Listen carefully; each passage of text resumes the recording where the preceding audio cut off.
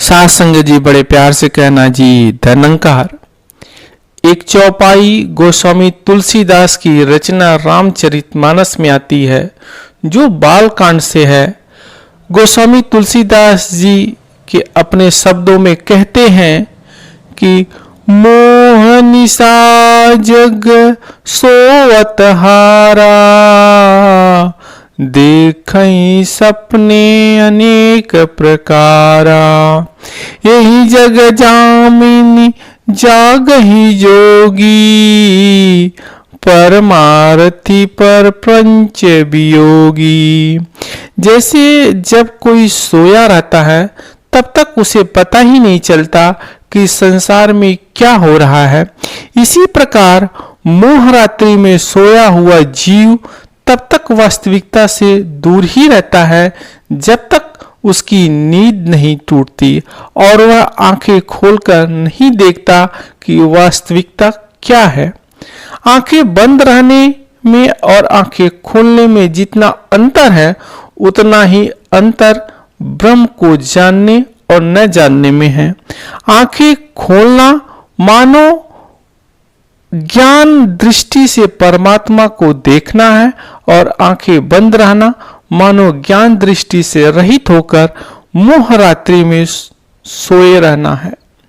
संत कबीरदास जी कहते हैं कि मुझको कहाँ ढूंढे रे बंदे, मैं तो तेरे पास में, ना मंदिर में, ना मस्जिद में, ना काबे कैलाश में।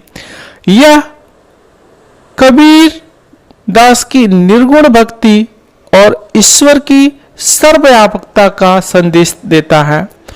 ईश्वर किसी एक मंदिर, मस्जिद, तीर्थ में सीमित नहीं है, बल्कि हर जीव के भीतर कण कण में विद्यमान है।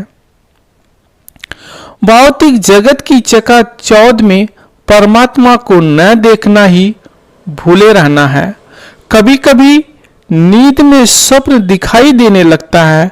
स्वप्न में हमारे पीछे कभी कुत्ता भौंक कर भागने लगता है, कभी कई कुत्ते हमारा पीछा करने लगते हैं, कभी सांप पीछे पड़ जाता है और हम जान बचाकर भागने की कोशिश करते हैं, परंतु इतना भाग भी नहीं पाते। अनेक चिंताओं में हम रोने लगते हैं। वक्त हमारा सबसे बड़ा शुभ चिंतक वह है जो हमें जगाकर उस स्वप्न का अंत कर दे, क्योंकि स्वप्न समाप्त होते ही सारे दुखों से अपने आप छुटकारा मिल जाता है। इसी प्रकार मोह की रात्रि में जीव भी जगत रूपी स्वप्न देख रहा है और अनेक चिंताओं में मरा जा रहा है। उसे अपनी परिवार की, मृत्यु की, बीमारी की न जाने कितने दुख चिंताएं लकड़ी में घुन की तरह खाई जा रही है। इस विपत्ति के समय जीव का भी सबसे बड़ा शुभ चिंतक वह महात्मा होता है जो उसे ब्रह्मानुभूति कराकर जगा देता है और उसके सभी दुखों, चिंताओं और विपत्तियों का अंत कर देता है। गोस्वामी तुलसीदास जी की रचना रामचरितमानस में एक चौपाई आती है जो बालकांड से है। गोस्वामी तुलसीदास जी के अपने शब्दों में कहते हैं कि मोह निशा जग सोवत हारा, देखहि सपने अनेक प्रकारा, यही जग जामिनी जागहि जोगी, परमारथी प्रपंच वियोगी। इसका भाव क्या है? भाव ये है कि संसार मोह रूपी रात्रि में सोया हुआ है और वो तरह तरह के स्वप्न देख रहा है। इसके विपरीत योगी और परमार्थी व्यक्ति इस संसार की मोह माया से जागृत रहते और सत्य की ओर उन्मुख होते हैं। सुख, शांति और आनंद, ये तीनों परिस्थितियां परम सुख प्रदान करने तीनों से ऊपर परम शांति अथवा परम आनंद की सर्व सुखद स्थिति वाली होती है। सुख इंद्रियों का होता है। ब्रह्मानुभूति होने पर जीव इन अनुभव किया करता है। इस आनंदमयी विलक्षण स्थिति का शब्दों द्वारा वर्णन कर पाना असंभव है। सद्गुरु वह दिव्य विभूति है जो ज्ञान स्वरूप, प्रेम स्वरूप और आनंद स्वरूप है। साथ ही साथ नाम और रूप होने के कारण हम सद्गुरु के दर्शन कर सकते हैं, भोग लगा सकते हैं, चरण स्पर्श कर करके अपनी बात को सुना सकते हैं। तभी तो कहा गया है, ज्ञान मूलम गुरुर्मूर्ति, पूजा मूलम गुरुपदम, मंत्र मूलम गुरुवाक्यम, मोक्ष मूलम गुरु कृपा। इस श्लोक का मतलब क्या है? यह श्लोक परंपरागत रूप से गुरु गीता में उद्धृत माना जाता है और इसकी रचना का श्रेय भगवान शिव को दिया जाता है, क्योंकि गुरु गीता में यह शिव पार्वती संवाद के रूप में आता है। इसका अर्थ है कि ध्यान का मूल गुरु है, गुरु का ध्यान करो। पूजा का मूल गुरु के चरण है, गुरु के चरणों की पूजा करो। मंत्र का मूल गुरु के वचन है, उसका पालन करो। इसी तरह मोक्ष का मूल गुरु की कृपा है, इसीलिए मोक्ष प्राप्ति के लिए गुरु की कृपा प्राप्त करो। इसीलिए वे लोग ब्रह्मानुभूति के बिना कितने बड़े सौभाग्य और परम सुख से वंचित रह जाते हैं, जो मानव देह धारण करके भी ध्यान नहीं देते। अनंत जन्मों की विधि योनियों में कष्ट उठाने के बाद वह मानव जन्म लिया है। वे मनुष्य धन्य हैं जो विवेक द्वारा किसी संत की कृपा से ब्रह्मा अनुभूति करके जीवन मुक्ति का आनंद लूट रहे हैं। एक चौपाई गोस्वामी तुलसीदास की रचना रामचरितमानस में आती है, ये भी बालकांड में ही आती और मनुष्य जन्म की महत्ता को बताती है। गोस्वामी तुलसीदास जी कहते हैं कि बड़े भाग मानुष तन पावा, सुर दुर्लभ सब ग्रंथ ही गावा, साधन धाम मोक्ष कर द्वारा, पाई निज ही पर लोक समारा। सो परम दुख पावही, सिर दुन दुन पछताई, काल ही कर्म ही ईश्वर ही, मिथ्या दोष लगाए। इसका भाव क्या है? भाव ये है कि मनुष्य जन्म अत्यंत दुर्लभ और सौभाग्य से प्राप्त होता है। यह साधना और मोक्ष प्राप्त करने का द्वार है।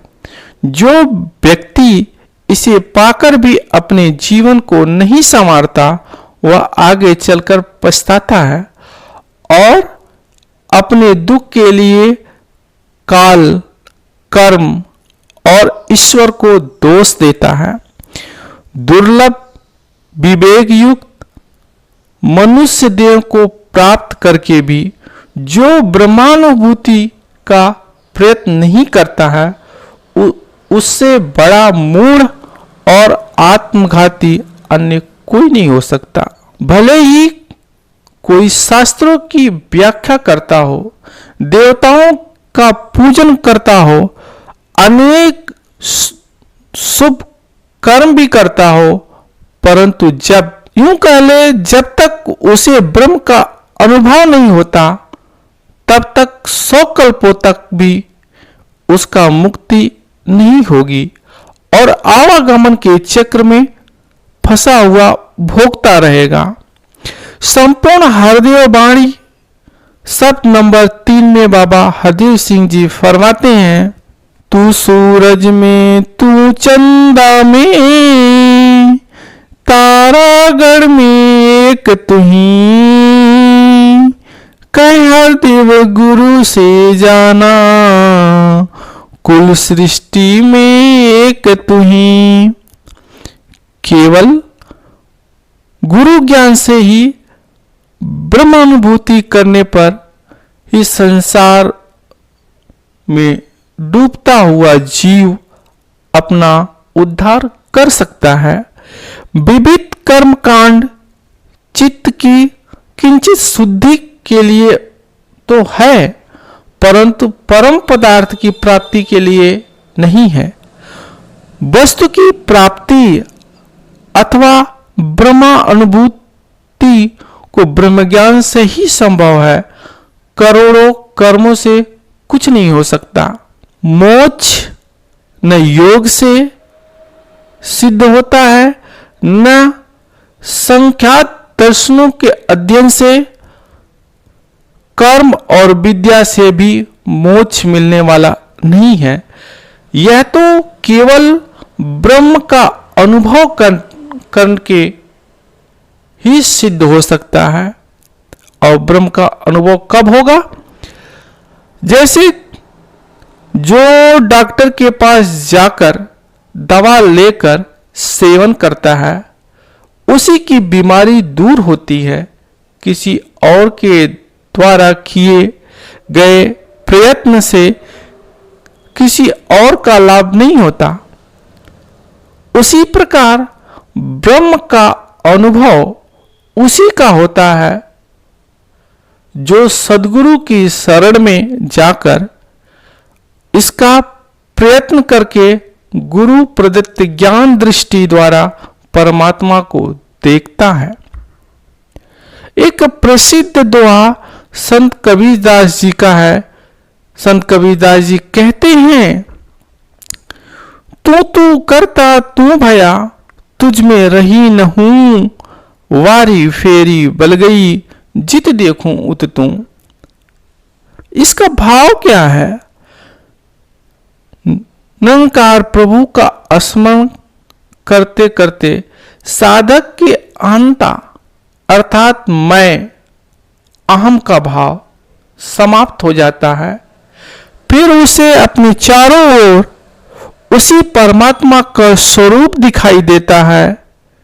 जहां देखता है वहीं तू अर्थात परमात्मा दिखाई देता है। धर्म ग्रंथों का अध्ययन, व्रत आदि ब्रह्मानुभूति के बिना भव बंधन को काट नहीं सकते और ब्रह्मा अनुभव के पश्चात इनकी वैसे ही आवश्यकता नहीं रहती। शब्द जाल में तो मन को भटकाने वाला महाबन है, अर्थात तर्क वितर्क छोड़कर किसी तत्वज्ञानी महात्मा से ब्रह्म का अप्रोच अनुभव स्वयं करना चाहिए। जिस जीव को अज्ञान या आप कह सकते हैं कि माया के सर्प ने डस लिया हो, उसका विष ब्रह्मज्ञान की दवा से ही उतर सकता है। वेद, शास्त्र, मंत्र आदि से उसे कोई लाभ होने वाला नहीं है। कहते हैं, मिला है मुझको सतगुरु पूरा, आना जाना खत्म हुआ, सहज अवस्था मिल गई मुझको, कष्ट उठाना खत्म हुआ। यह तभी संभव है जब हमें समय का पैगंबर मिल जाता है और हम उनसे ब्रह्म ज्ञान प्राप्त कर लेते हैं। फिर हमारे चारों ओर विद्यमान उस परमात्मा का अनुभव होने लगता है। एक महापुरुष बाबा अवतार सिंह जी से कहते हैं, सच्चे पातशाह जी, यह तो ठीक है कि ज्ञानवान की आत्मा इस निरंकार में सहजे ही विलीन हो जाती है और उसे कोई कष्ट नहीं सहना पड़ता, पर जो भले और नेक कर्म करने वाले हैं पर ज्ञानवान नहीं है, क्या उनकी आत्मा भी इस निरंकार में ठिकाना मिलता है? वहां पर बैठे शास्त्री जी भी देखते हैं कि शहंशाह जी मुस्कुरा रहे थे, मानो अपने इस महात्मा की बात में उन्हें संसार के अनेक प्राणियों के जीवन दिखाई दिए जो नेक काम को ही मुक्ति का साधन मानते हैं। शहंशाह जी ने उसी मुद्रा में समझाना शुरू किया, सद्गुरु और निरंकार उन्हीं के सहायक होते हैं जिन्होंने पूर्ण सद्गुरु द्वारा इस अंग संग प्रभु परमात्मा को जान लिया हो। बाकी अनेक पुण्य, दान और भले कर्म कितना भी कर लें, इससे जीवात्मा को मुक्ति प्राप्त नहीं होती, क्योंकि बिना ज्ञान के यह कर्म मनुष्य को अभिमानी बना देता है और उसमें कर्ता भाव आ जाता है, जिस कारण अहम की जंजीरें उसे जकड़ लेती हैं। जिस प्रकार बिल्ला पिंजरे को तोड़ तोते को निकाल ले जाता है पर उसकी पिंजरे इत्यादि वहीं रह जाते हैं, ठीक इसी प्रकार यमराज रूपी बिल्ला इस 5 तत्वों के शरीर में रह रहे पक्षी को निकाल कर ले जाता है तथा उसकी समस्त वस्तुएं वहीं पर रह जाती हैं। शहंशाह जी आगे कहते हैं कि बिना ज्ञान के जन्म मृत्यु का दुख कायम रहता है। जो सद्गुरु के चरणों में अपना तन मन धन लगा देता है और अपने आप को अकर्ता मानते हैं, उन्हें किसी प्रकार का दुख नहीं सहना पड़ता है। ये कमल के फूल की तरह निर्लेप रहते हैं, माया को गुजरान समझते हैं, इसमें खचित नहीं होते। ऐसे भक्त जीते जी जीवन मुक्त होते हैं और शरीर का सफर समाप्त होते समय इस निरंकार में विलीन हो जाते हैं। यही संत अमर पद को प्राप्त होते, ऐसा शहंशाह जी ने समझाया। ब्रह्मानुभूति ब्रह्मानुभूति ज्ञान, भक्ति, परम विद्या और मोक्ष का एकमात्र साधन है और साध्य भी।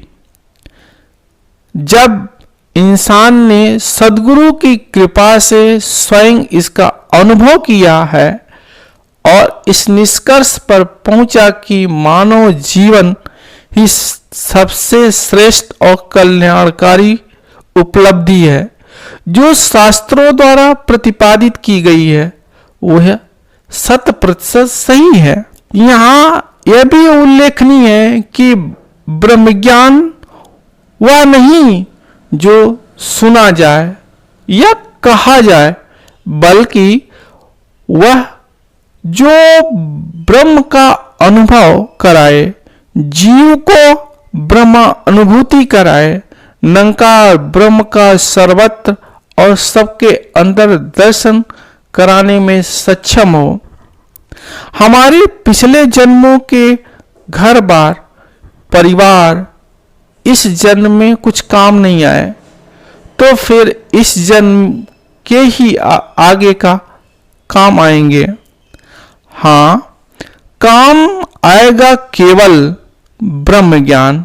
यह ब्रह्म ज्ञान ही माया के विष में अमृत है और इसे प्राप्त करके विष भी अमृत बन जाता है।